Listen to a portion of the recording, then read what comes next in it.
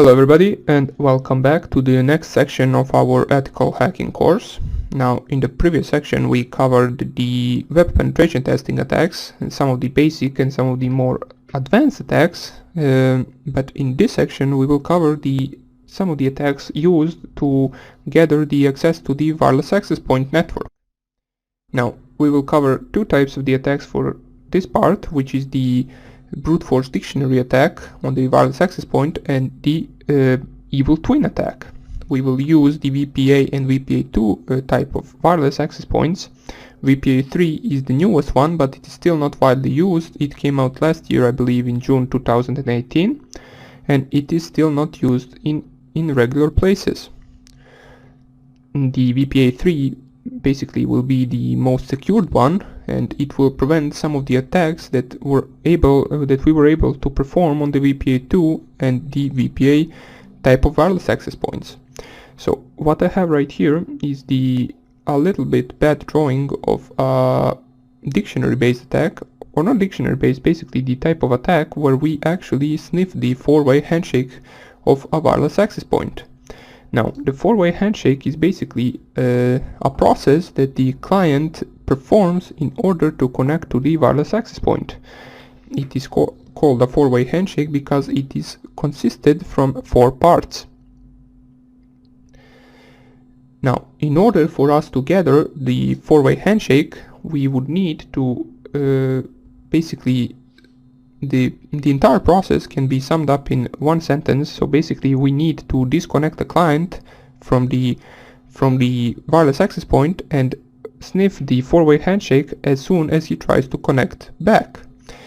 That would be the entire process that we would be doing. So the process in detail would be that we need to send something called the Authentication Frames. Now, the Authentication Frame is a frame sent from a station wishing to terminate connection from another station. So basically the authentication frame is something that client sends to the wireless access point when he wants to disconnect from it. The thing is that we can spoof the MAC address of all of the clients that are connected to the wireless access point and make them connected instead of us. So basically, if you wanted to on any wireless access point, you can send the authentication frames and disconnect all of the other clients from the wireless access point without you even having the access to it. Now, we will do that in detail and in practical in the next lectures, but for now on, you should just know that we will basically spoof the MAC address and send the authentication frames in order to disconnect a client from a wireless access point. The thing is, we can do that for as long as we want. If we wanted to, we could deauthenticate them for 24 hours, but most likely we will only be wanting to do that for a few seconds. So as soon as we stop the authentication attack, the client will automatically connect back to the wireless access point. And when he does that, when the client automatically connects back, we basically gather something called a four-way handshake, which is the handshake where the client will send the passwords to the wireless access point. Now, the problem is that the password that we will gather from the four-way handshake will be encrypted, and that's where comes the dictionary based attack, which is basically after this we only want to brute force the hash that we received with a dictionary. But we will talk about that in detail later on. We would basically just need to find out the word that is corresponded to that hash that we received from the four-way handshake. But that process doesn't really have anything to do with the wireless hacking. The wireless hacking is basically only consisted from the authenticating the client and then gathering the four-way handshake. Basically, that is the first attack that we will do. Now, the second attack that we will do is basically we will recreate the same access point that we want to hack. That's called the evil twin access point. That is also one of the main purposes why we use the authentication. Basically, we want to force clients to connect to our evil twin access point, which then can be used to capture network packets transferred between the client and our access point. Now, how we do that? Well, we basically try to make the identical access point as the one that we are attacking, And then once we do that, we basically send the authentication packets to the clients connected to the wireless access point, and then we hope that they will connect back to our access point instead of the real and legit access point that they were connected to before. Now, in order for us to perform both of these attacks, you will need two things. The first one is the monitor mode enabled on your wireless network card. Now, if you don't have the monitor mode option on your network card, you will basically need to buy a cheap network card that has the monitor mode enabled on it. Basically anywhere you like, you can go to your local store and try to find it. Just ask if this card has the monitor mode option on it. That is also the reason why I will be recording all of these attacks on my laptop instead of the Kali Linux machine, or basically only the first part of the attack I will record on the laptop, and then after that we will go onto our Kali Linux machine, since I have monitor mode enabled on my laptop and I don't have a wireless card for my Kali Linux machine. And the second thing that you might need is the antenna for stronger signal in Evil Twin attack. Now, that is not a must, you do not need it if you don't want it, but it can make your attack perform better, since if you have a stronger signal, after you deauthenticate these two clients, they will most likely connect back to you instead of the real access point. But you do not need it, we can perform the Evil Twin attack even without the antenna for stronger signal. So, but the first thing that I said you will need, you cannot perform any of these attacks without the monitor mode on your network card. So make sure you get that to work before you continue with this section. That would basically be some of the theory behind all of these attacks. We will of course cover them in greater detail and in practical in the next lectures. Now, some of you might ask, why aren't we also attacking VPA3? Well, as I said, basically VPA3 is newer version and it is not widely used yet in the world. And there is no point to attack something that basically doesn't have a vulnerability yet and basically isn't used yet. Now, they did discover the vulnerability, I believe, last year when it came out, which is also a vulnerability for the VPA2. Basically, I believe some Hashcat developer found a way to crack the network without involving the four-way handshake. So basically, with this attack, I believe the attacker sends a single EPOL frame to the access point. They then get back the pairwise master key and use Hashcat to generate the pre-shared key. Now, Hashcat is a program that we will use in order to crack the hash of the password that we received from the four-way handshake. I will show you that program later on and how to use it. And with a reasonably GPU cracking infrastructure, you could crack many systems in just a few days, or even less. Some of the systems you could basically crack in just a few seconds. Now, the dictionary-based attack, for some of you that are wondering, is not possible on the VPA3, which is the new wireless access point security measures. Basically, the VPA2 for Handshake was suitable to offline dictionary-based attacks, which we will cover, especially when short passwords under 16 characters were employed, but VPA3's Handshake protocol forces real-time attacks, essentially eliminating the dictionary attack techniques, which basically means in the VPA2 attack, which we will cover, basically once you gather the four-way handshake, you do not even need to be near the wireless access point. You can just go on the other side of the world and still perform the dictionary brute force, since you have the four-way handshake captured in a packet that you have saved on your Kali Linux machine, for example. And then later on you do not need to be anywhere near the wireless access point in order to try to brute force that hash. But that type of the attack we won't be able to do on the VPA3, and also the VPA3 uses the simultaneous authentication of equals, or SAE, to replace the VPA2's pre-shared key, which is PS key exchange protocol, which is also the four-way handshake. The SAE is a more secure protocol for handling the initial key exchange, and SAE, also known as the Dragonfly Key Exchange, uses forward secrecy and is resistant to offline decryption attacks. So that's about it for the theoretical part. We will of course cover it in greater detail later on, but for now on, this is just some of the basics that you should know in order to more easily understand the attacks that we will perform. And also you need to gather, as I said, the network card with monitor mode option on it, and then you will be set to go. So that's about it for the theory part. In the next lecture I will start with putting our network card in monitor mode and starting our dictionary based attack. So I hope I see you in the next lecture, and take care. Bye. Hello everybody, and welcome back to the wireless penetration testing section. Now, in the previous video we saw how we can actually put our wireless networking card into monitor mode.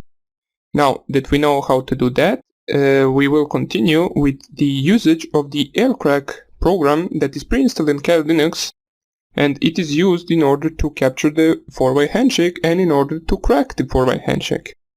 So open up your terminal, and before we begin, as I said, we need to put our card into monitor mode. Now that we know how to do it, I will just go over it briefly. So I have config, then my wireless network interface, then I put it down, then I config my wireless interface, and then mode monitor in order to put it into the monitor mode. Since, as I already said, it is by default set in the managed mode, and in the monitor mode we can inspect all of the packets around us. So we need a monitor mode, so let me just put my interface back up now, and we are good to go. Now the first thing that I want to use, let me just make this a little bit bigger so you can see it. The first thing that I want to use, or that I want to show you, is a simple command that looks something like this, airmon. So just type in your Kali Linux terminal, if you're using this on Kali Linux, airmon ng, and then check, and then the name of your wireless network interface. Now what this will do is basically it will list all the processes that could potentially cause some trouble in the process of capturing the 4-way handshake. Now these are all processes connected to your network manager. So as it says right here, we can read it. It says found 4 processes that could cause trouble. If airodump ng, airplay ng, or airturn ng stops working after a short period of time, you may want to kill some of them. Now this basically means that it can cause trouble in this process of capturing the 4-way handshake. Now you will probably have all of these processes as well, and since my own experience, you can only actually put down the network manager and the VBA supplicant. The daemon processes basically come back, they respawn after you kill them. Now in order to kill, now you can use 2 methods to kill these processes. You can just type here kill and then the process ID, which would be A61. And then you run this again. That is one way to kill the process, and the other way is to kill them all at once. So just type here airmon ng, check, kill, and then your network interface, and it will kill all the processes that could cause you trouble. So now if we run once again to see if there are any processes, there are not any at the moment, but some of them might respawn later on, but you shouldn't really worry that much about it. They probably won't cause you trouble then. So now that we did that, we want to basically set our network card once again into monitor mode, since after you finish this process of killing all of these processes, as you can see, your card will be put back into managed mode. So after you kill all of these processes, you want to set your card once again into monitor mode, so the same 3 commands that we used before, and I have config, FWLO1 down, up, up. And now if we check with IWconfig, our card is currently, as you can see, in monitor mode, which is good. So the next thing you want to do is basically now you want to inspect all of the wireless networks around you. Now you do that with the command called airodump -ng, and all you need to do right now is basically specify your networking wireless interface. So in my case that is WLO1, and in your case it will be basically anything that you output with this command. So as we can see, it's right here. Don't use the same as I use. I need to repeat once again, or this won't work. So let us just run airodump ng and then WLO1. And as you can see, it will start listing all of the wireless networks around me. Now, as we can see right here, it prints out a bunch of other options as well. Now, the first thing you might notice, and that is familiar to you, are these right here, which stands under the column of SSID, which is basically just the names of the wireless. So, for example, if you were to take your mobile phone and turn on wireless, you would be seeing all of these names right here. Now, the wireless that we will be testing will be this one right here, since it is my own wireless and I have permission to test on it. You should not be testing this method or any other method of attack on any wireless you do not own or do not have permission to attack. So that's why I will use my own wireless. Now, let's start off with the next column next to the name of the wireless, which is basically auth and stands for authentication, and we can see there are a bunch of these PSK, which is private share key, which is just the method of authentication, and the cipher is which cipher it uses. Now, my wireless uses TKIP and most of the others use CCMP. That is not really that relevant to our attack right now. Encryption is, as we can see, VPA2, or in some cases it is VPA, which also doesn't really matter in our case, since we will be attacking with the same method both of these. And also we can see that there really isn't VPA3 yet, so there is really no point in trying to exploit that. For now on we will stick to the VPA2. The channel is also something important. The channel is something that you will specify in the next command. It is the channel basically on which your wireless access point is running on.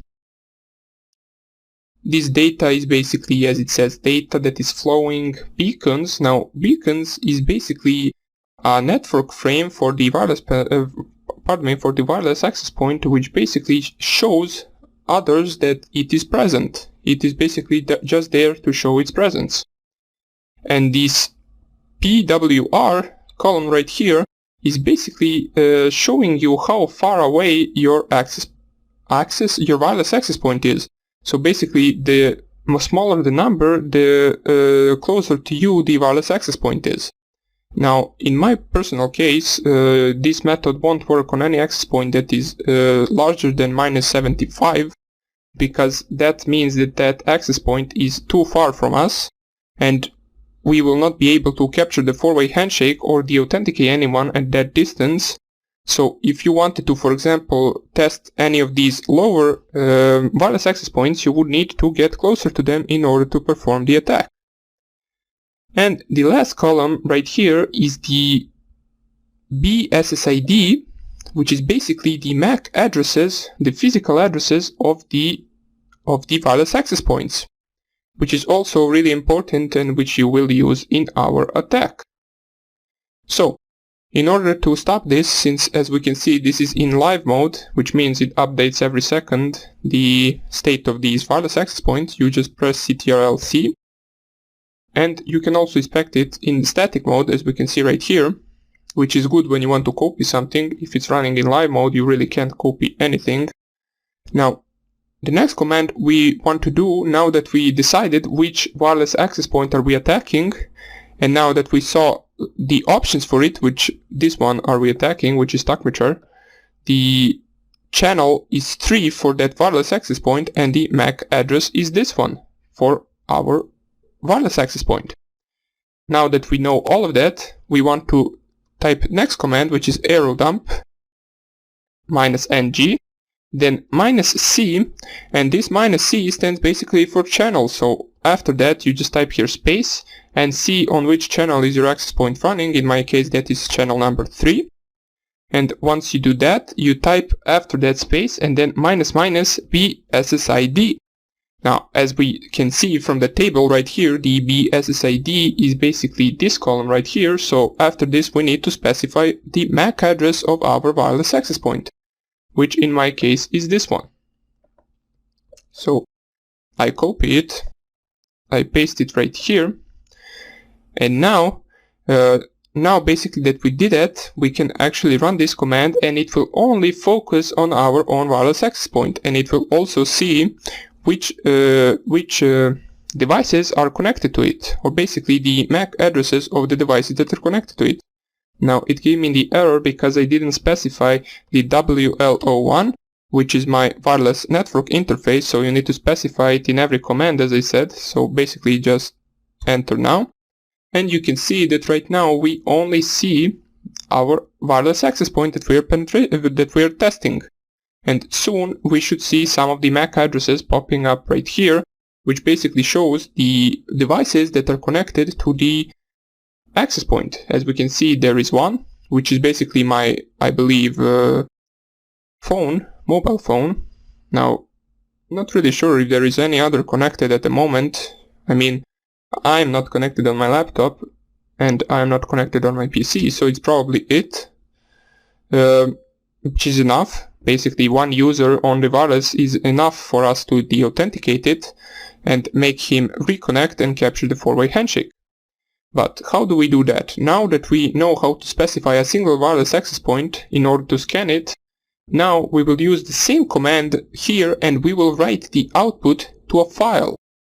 So just press Ctrl+C and you can basically just arrow up. So this is the same command right here, and before we specify the wireless network interface, we want to type here -v command, and which stands for basically write to a file and then the name of the file. We can name the file basically anything we want, but let me just nano to the desktop first so it saves it there, and let us just run the same command once again. Or not the same, we want to specify -w and then name of the file. I will just name my file scan.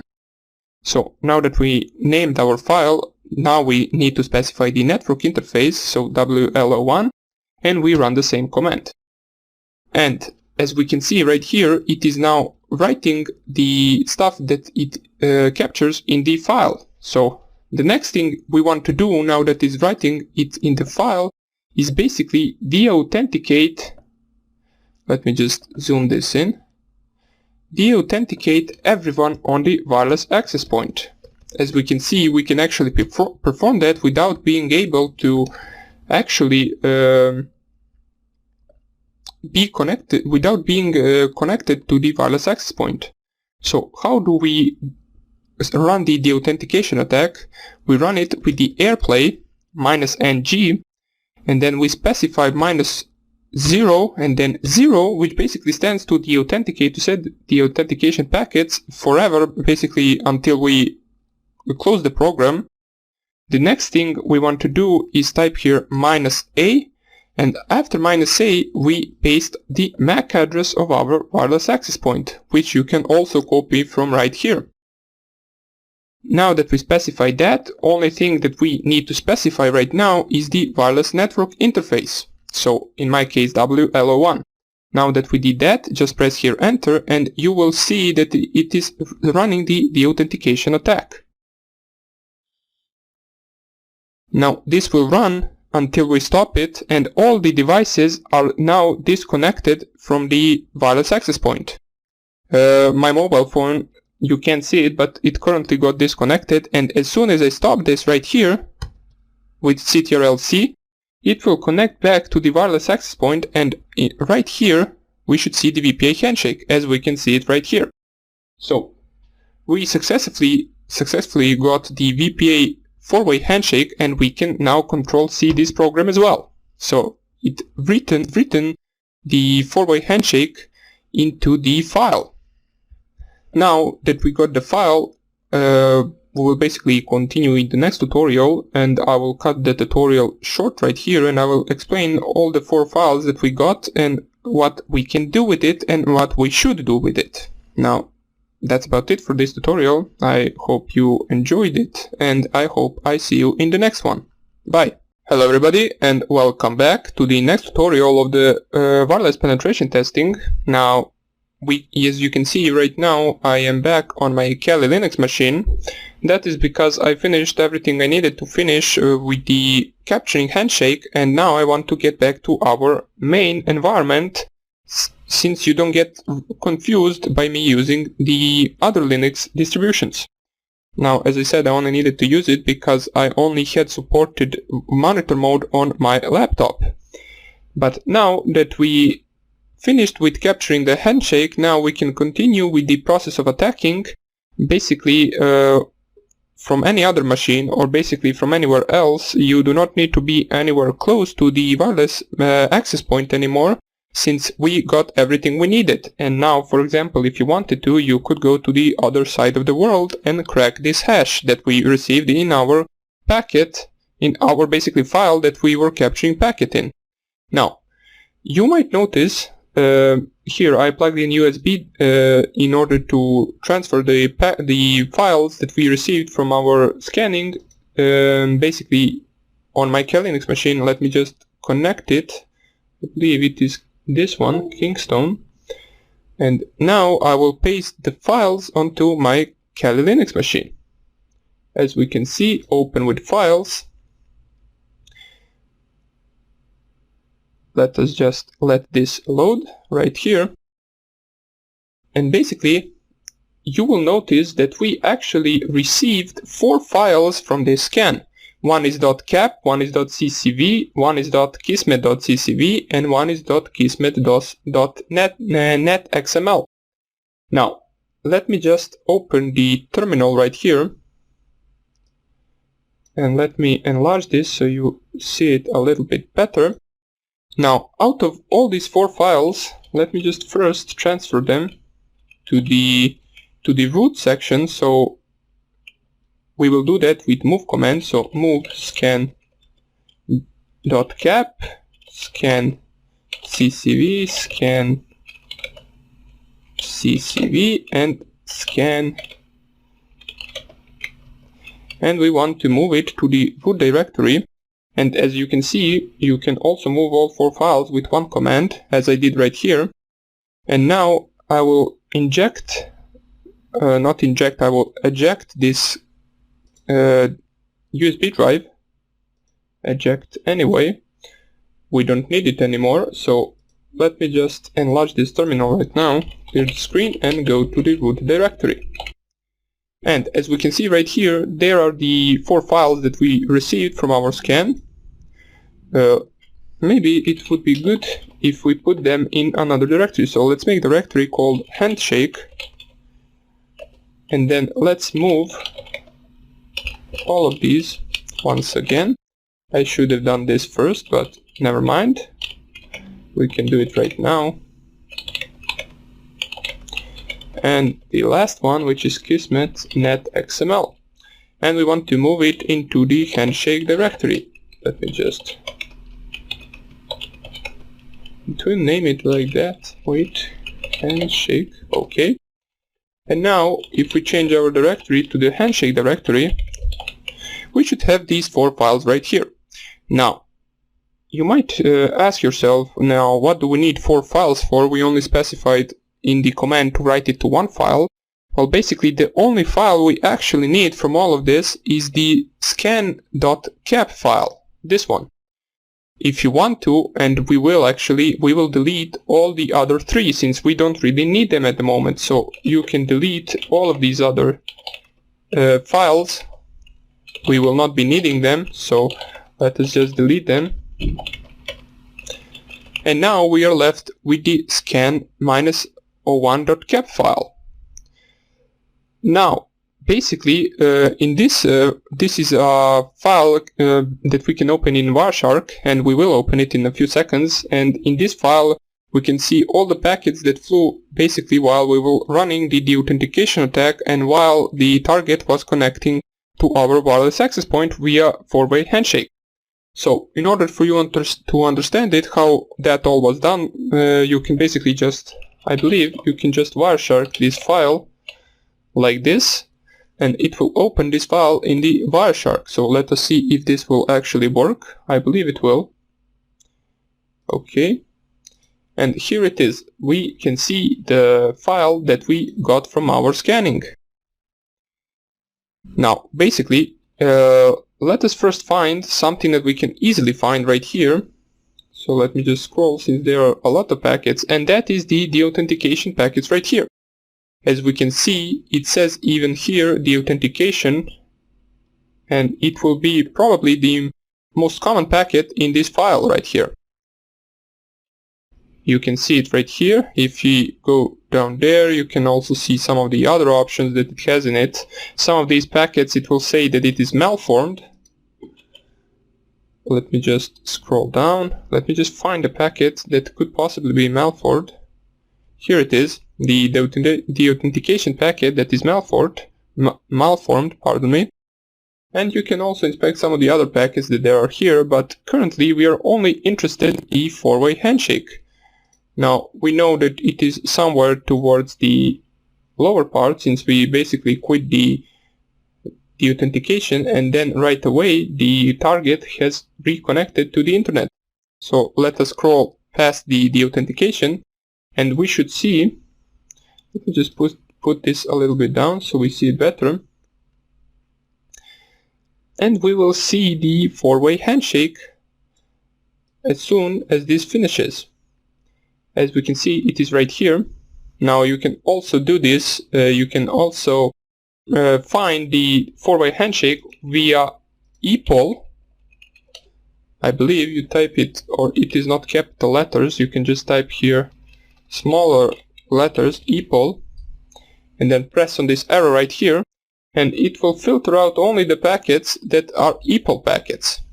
And as we can see right here, here is the four-way handshake. It even says message 1 out of 4, 2 out of 4, 3 out of 4, 4 out of 4.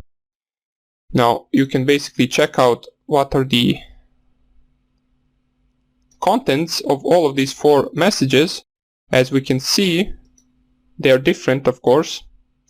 You can, if you want to, basically check out all of these right here, which is VPA, key nonce, which is this one. Now there are a bunch of these other stuff that actually together create the password that we use, and also we can see from who it was sent and to who it was sent to. Now this right here, the Huawei, is basically my router, and this right here is my mobile phone. So just wanted to show you that you can inspect the packets in Wireshark. And you can also find the four-way handshake and look at it a little bit better if you wanted to. But that is not really the case that we need to do right here. This is not necessary, so I just close the Wireshark. The next thing that we want to do is basically run our attack on this file, brute force attack. Now, how we do that? Well, there is another command that we need to use, which is basically called the Aircrack. Now, the Aircrack is a program, is basically just a program that uses our CPU power, our processor power, in order to perform the brute force attack on the hashed password. Now, how does it do that? Well, basically, in Kali Linux we have pre-installed, well, not pre-installed, we get some of the word lists, the most common and most used one, and one of the biggest one is ROQ. That is the name of the word list. It comes with around, I believe, 14 million passwords or something like that. Not really sure the exact number, but the thought behind this attack is basically that it hashes all of those 14 million passwords, and it compares the hash to the hash of the password that we received from our .cap file. and if the hashes match, the Aircrack will prompt us with the key found message, and it will give us the password in plain text if it is found in that word list. Now, I will show you how to run that attack. Basically, you will need two things. One of them is this file that we received, which is scan.cap file, or whatever you named it, .cap file. And you will also need any word list you want to use. Now, I will use the RawQ word list since it is one of the biggest ones. Let me just find it. I'm not really sure where it is. It is in the user share word lists. Okay. So we go to the user share word lists. Word lists is a directory, so cd.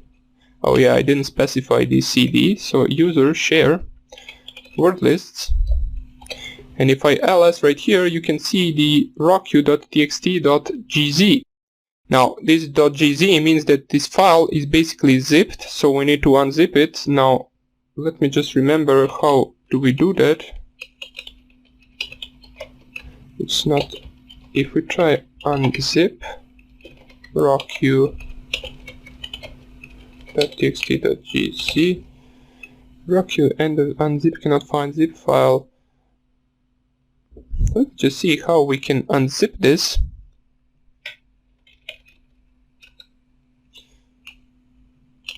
Something like that, or gzip, I'm not really sure what is the actual command.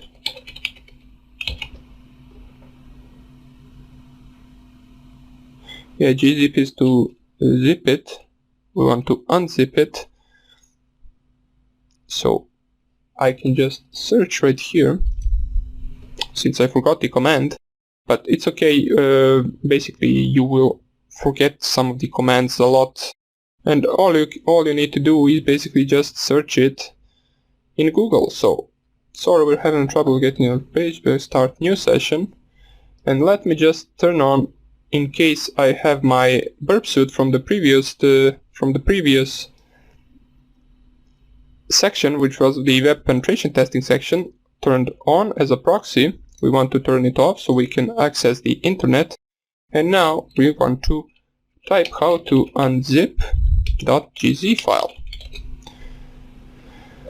And hopefully we will get the solution for this. Now, I will probably remember the command as soon as I see it. I can't seem to remember it right now. File.gz, the keep option, give unzip the keep option. We want to unzip a file in Linux. So give unzip the keep option. So it is called gunzip. Let me just see. Yeah, it is. So we just type here gunzip and then rawq.txt.gz. And we can see now, if we type here ls, we will have the unzipped version of rawq.txt. Now, if you cat this file right here, you will see it will print out a bunch of these passwords. It will print out basically 14 million passwords contained in this folder. And we will use this file basically, or this word list, in order to perform our brute force attack, which we will continue in the next lecture. Now, I know by default that my password is not in this list, so I will run it once to show you how this works, and I will run it a second time and put my password somewhere near beginning, and you will see how it finds the password. So I will Control-C this, so we don't list all of the words. It will take some time, and I will continue showing you how to perform this attack in the next lecture. Hope I see you there, and bye bye. Hello everybody and welcome back. And right now we saw how to unzip our word list that we will use, which is rawq.txt. It comes pre-installed in Kali Linux, and we also right now want to actually run our own attack. We saw the 4-way handshake in the varchar.cap file. We also saw the authentication frames in the varchar.cap file. And all we need to do right now is run our attack. So let me just change my directory to the directory where I have my file, which is this one, Handshake. So cd Handshake, we can see it is right here. Basically, if you find this a weird name, you can just rename it to anything you want, as long as it has this .cap file, .cap extension. And once we do that, now we want to run our command, which is Aircrack. So just type here Aircrack -ng. The next thing you want to specify is -w. And this -w stands for word list, and now if you want to specify the name of the word list. Now, if you just type here rockq.txt, it will not work, since the word list is not in our own directory. As we can see, we only have this file. So let me just locate it once again, rockq, and we can see that it is in this directory right here. Now, I'm not really sure why it says that it is still unzipped, and we can see it is actually unzipped. So we go back to the root directory and we start the command, so -w, and then we specify the path, which is user share word lists, and then the name of the word list, which is rockq.txt. Now that we specify the path to the word list that we will use, all we need to do after this is specify the name of the file, which is in our case it is scan -01, not really sure why it won't.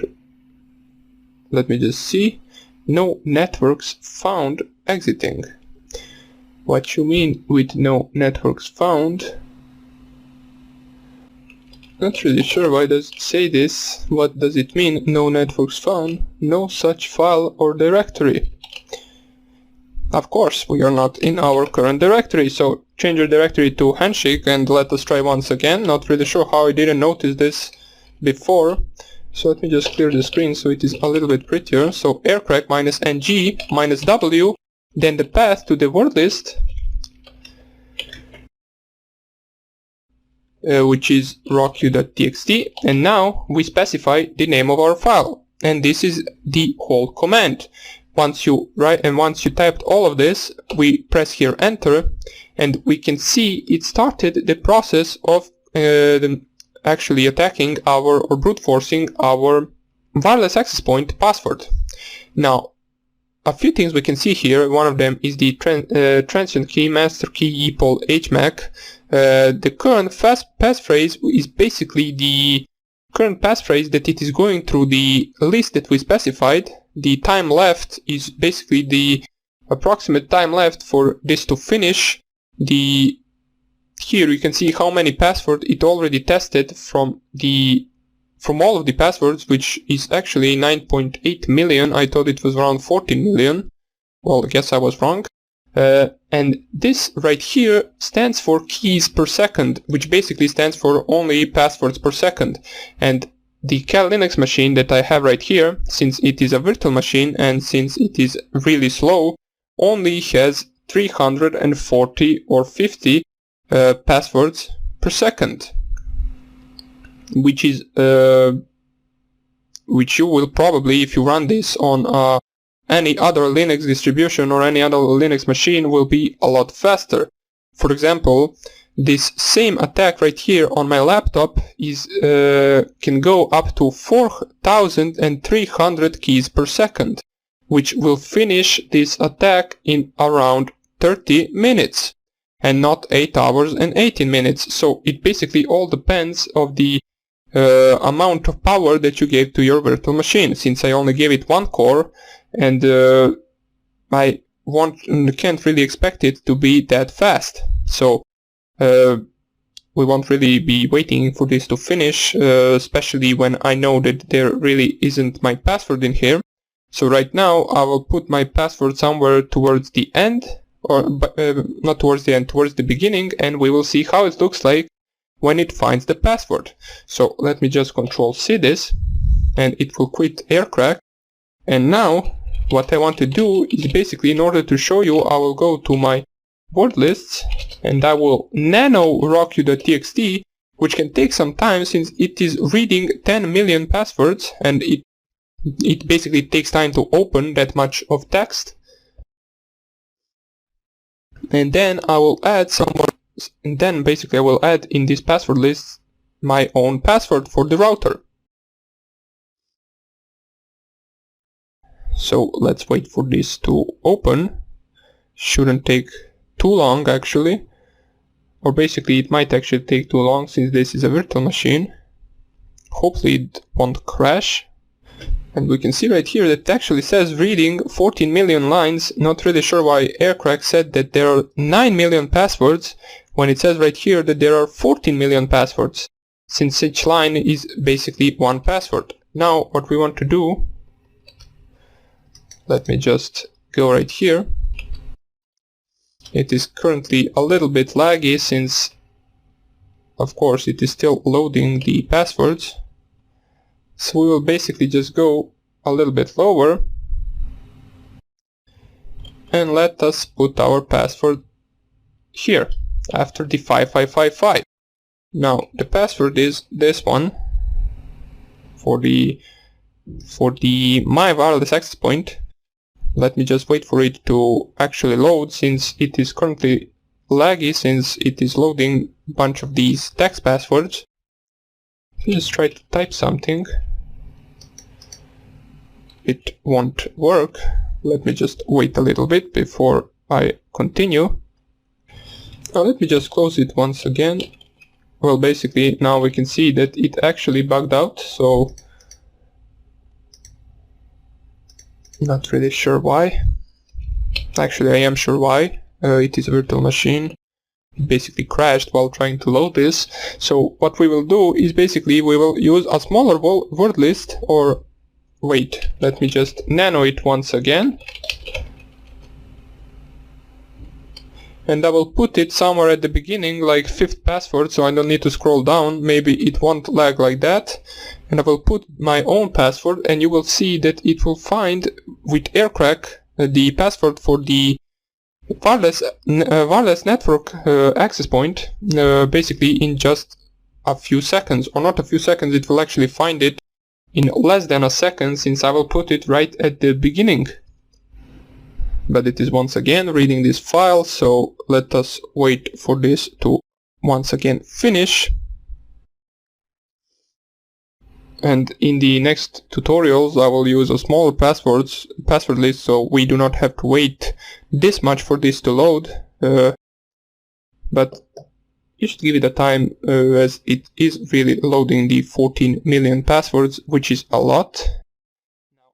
It actually might sound a lot, but you will see that it really isn't that much, especially if you are not running this on a virtual machine. For example, as I said, the speed of the cracking process on my laptop is 4,300 passwords per second. And that is the lowest basically of all of the attacks that we will do. That is the lowest rate, since with my GPU it goes up to 120,000 passwords per second. And we will perform the GPU attack as well with Hashcat. I will show you that as well after this. And we can also try to do a rainbow table attack, which basically will make basically a rainbow table from your password list, and it will make the process of attacking it with both Aircrack and both Hashcat a lot faster. Now this once again bugged out, so let me just Control C or Control X,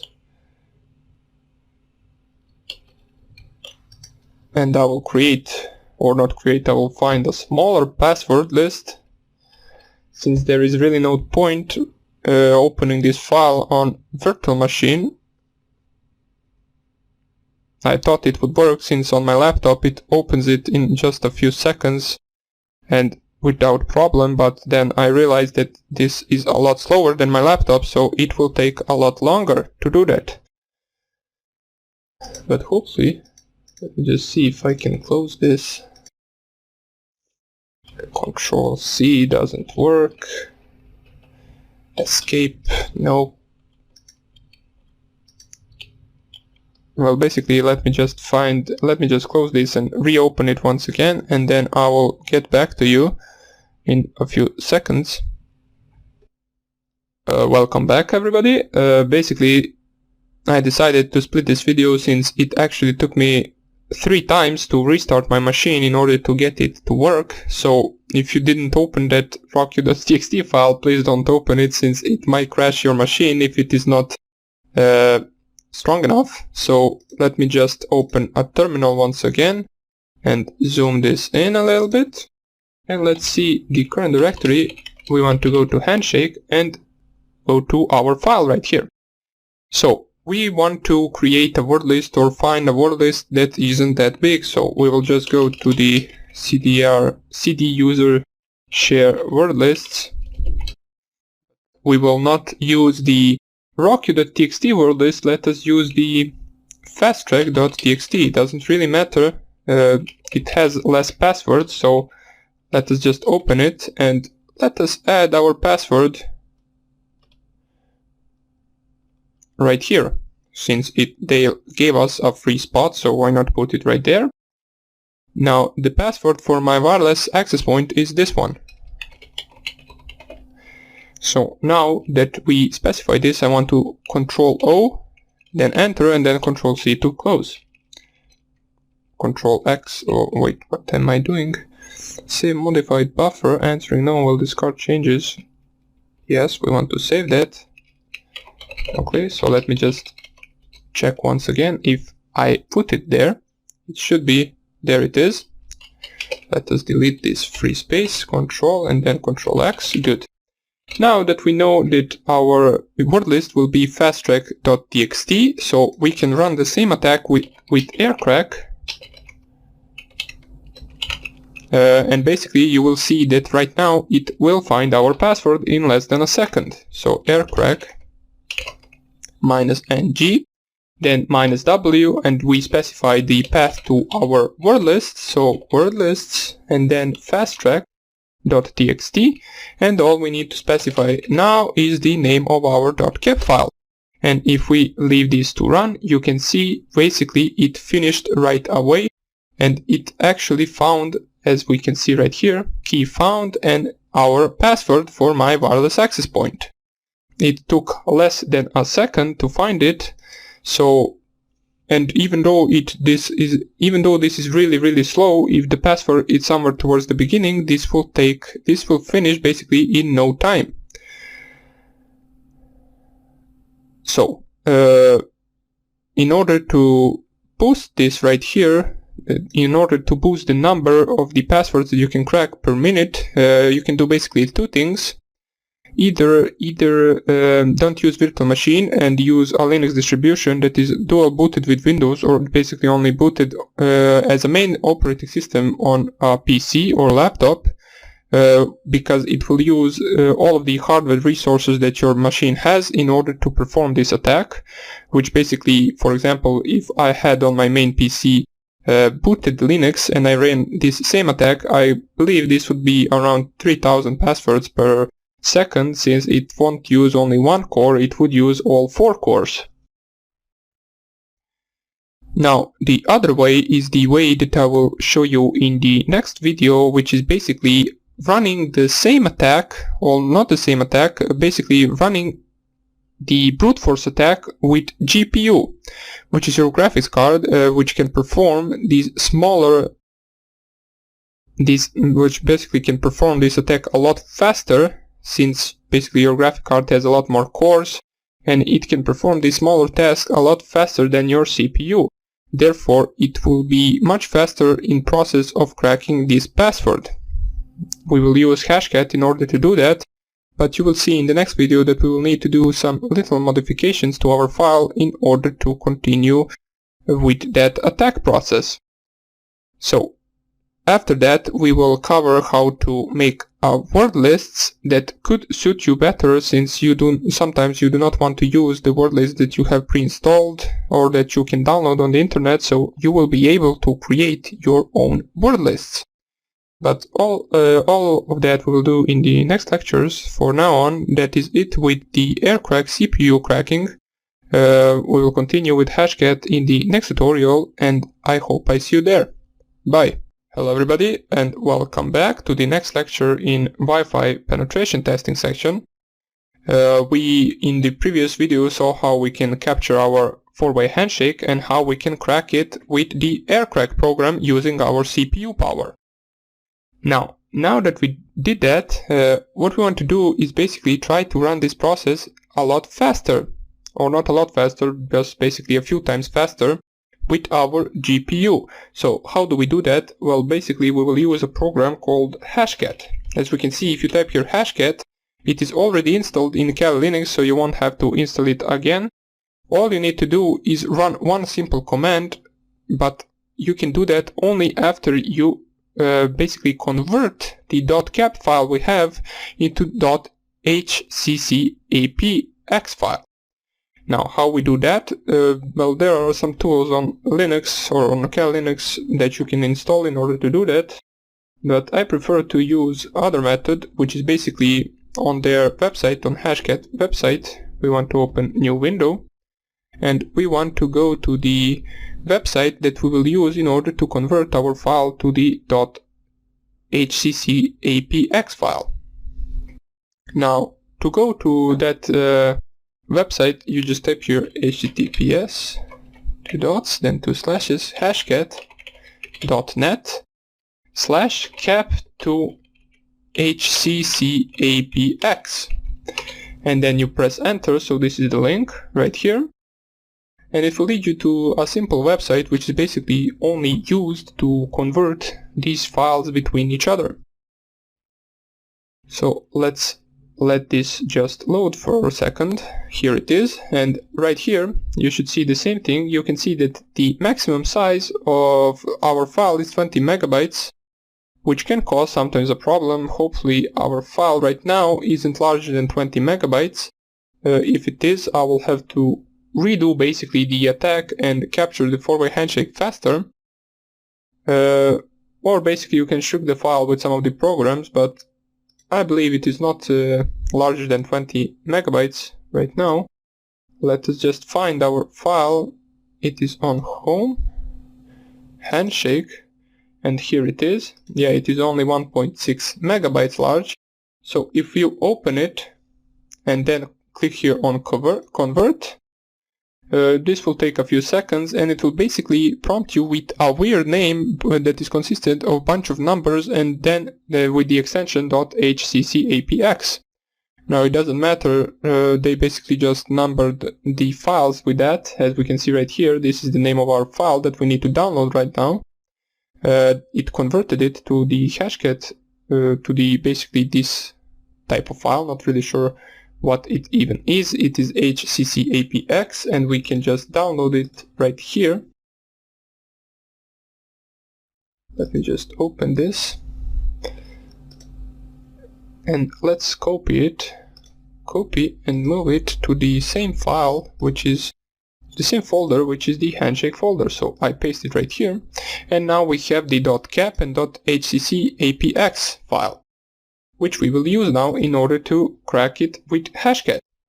Now, if we type here Hashcat --help, you will see it comes with a bunch of the options that we will use. Some of them, not all of them. The most important one is to specify the type of hash that we are cracking, which you can see is labeled with these numbers on the left. Now, as we can see, there is the MD5, MD4, SHA-1, SHA-2, SHA-2 256-bit, and they're all labeled with this number right here. That's how we will specify them. But we want to find the VPA private share key password, and it should be somewhere here. I believe it is somewhere around here. Here it is. VPA EPOL, and this one we will use right here. So it is under the number of 2500. So let us use that option. Let me see if there is anything up that we need to use. It basically just shows the syntax for this tool, we will use these two options, which is -m, which is hash type, and then we will specify 2500 in order to specify that we are cracking the VPA password. And we will use the attack mode, which basically -3, I believe this is used in order to specify how fast you want this attack to go. Now, they have some examples down here. Here they are. And this is for the -a, which is, it can go from 1 to 4, so attack mode can go from low to nightmare, which basically I wouldn't really recommend using the 4 option right here, since this process of cracking with your GPU can actually exhaust your graphics card, and it can also make it crash if it passes the certain temperature. But I believe that Hashcat has installed in the tool itself to abort the process once the GPU temperature reaches over 100 degrees, I believe, or something like that. You want to make sure that you check it and you do not let it reach over 85 degrees, since 100 is a lot for the graphics card. You do not want to wait for 100, you want to basically abort it at, for example, 85 degrees. So you can see right here the device type. You can choose if you want to crack with GPU or CPU. Right now we are cracking with GPU. So let us run our full command right now. We have the file right here, which is this one. You can rename it, so let's just rename it to something that we can use. So this is, for example, gpu.hccapx, and now we will just specify these 3 letters instead of all of these numbers. So what we want to do right now is type here hashcat -a, which stands for the attack mode. I will specify right here 2, doesn't really matter, you can use 1, 2, 3 or even 4 if you want to. Then -m, which stands for the hash type. We saw previously that VPA is 250, basically 2500.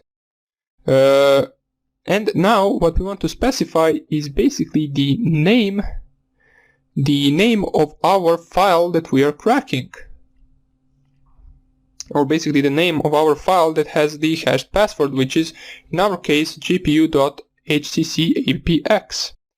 And one more thing we want to specify after all of this is the password that we will use in order to crack that file. Now right here we will use the, let me just find, I believe it was user share word lists.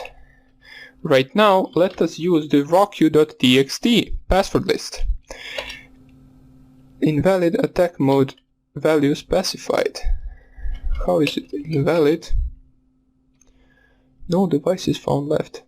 Oh yeah, I forgot that I'm running this on a virtual machine without having the proper drivers installed for my graphics card, so you would need to basically install the drivers for your graphics card, depending from which graphics card you have, in order to perform this attack. If you are running on Kali Linux virtual machine, if you're running on any other Linux distribution, you should not have this problem and you should be able to run this attack. Now, I will not install it right now, since there is no point in showing you that, since we all have different graphics cards. Right, what I will do is I will switch to my laptop in order to show you how the process of attacking will work. So let me just switch to my laptop real quick. So here I am on my laptop, and right now we will run the same command that we tried to run before.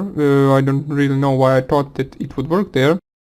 I thought I was on my laptop for a second, but you want to, let me just enlarge this a little bit. As we can see, I transferred my file, here it is, gpu.hccapx, and what we want to do is basically run the same command, so hashcat -a, then the attack mode, for example 0, doesn't even matter, attack mode 0, then we want to use the -m option, I believe, to 2500.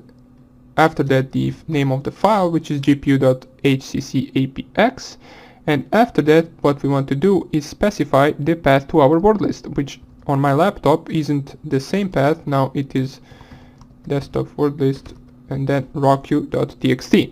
Now Now that I run this, let me just, you can see that it started running. It says temperature abort trigger set to 90 degrees, so that is good. I thought it was 100 degrees. And you can see that it found the password relatively fast, since I have it in my rocky.txt file or word list.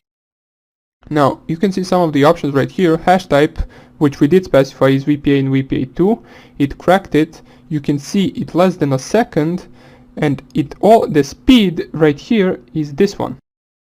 Now as you can see on my laptop, this is 112.1 thousand passwords per second. So this is, let's say, 100,000 passwords per second with cracking with my GPU. You can see how many passwords it finished. So progress, it finished 457,000 passwords out of 14 million passwords. Now let me show you let me just find it, the word lists. No, it's not there. Now word lists. Let me just delete. I have a bunch of these rock.txt save passwords.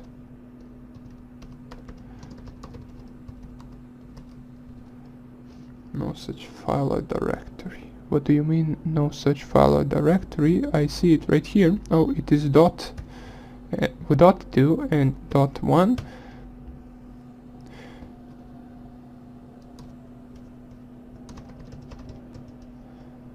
Okay, doesn't matter. Now what we want to do is tarzip, or basically gunzip, the rock.u. Now when I unzip it on my laptop, it won't have. What do you mean it doesn't want to? So let me just, or no, never mind. Let's just use another password list. Not really sure how many passwords are here, but let's see how fast it will finish with this password list, which is common.txt. But let me just try once again if I can unzip.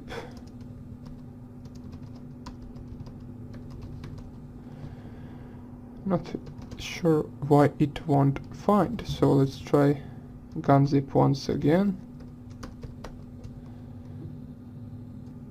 Oh, it's actually okay. Maybe it will work like this. Let us just run it once again. So we change to our directory where we have our hashcat .hccapx file, and let us run it once again. Hashcat -a 0 -m 2500, and then the name of the file, and then the path to the word list. All hashes found in port file. Okay, so it found, yeah, it gives me this because it already cracked the hash with this password list. So let us just use the common.txt that we have in the same folder, or basically you can use any password list you want. Right now I'm using the ones I have in order to show you. All hashes found in the port file. Yeah, now it won't work because once you crack the password hash in the .hccapx file, it won't really allow you to crack it once again, since it already has it cracked. We saw with the rocky.txt, it ran over 100,000 passwords per second, and it managed to crack it in less than a second. That is how powerful your GPU is in this process of cracking. Now, even though the speed may sound really fast to you, the 100,000 passwords per second may sound really fast to you, it is still nothing compared to the possible combinations of the passwords that you might have. Now, I will show you how you can create some of the more precise password lists that you might need with two programs. One is Crunch and the other one I'm not really sure how it's called. I will have to check it out. And then you might have a slightly bigger chance in cracking the password for the wireless network. So that would be about it for this tutorial, and I will show you the password, the list making in the next tutorial, and I hope I see you there. Bye.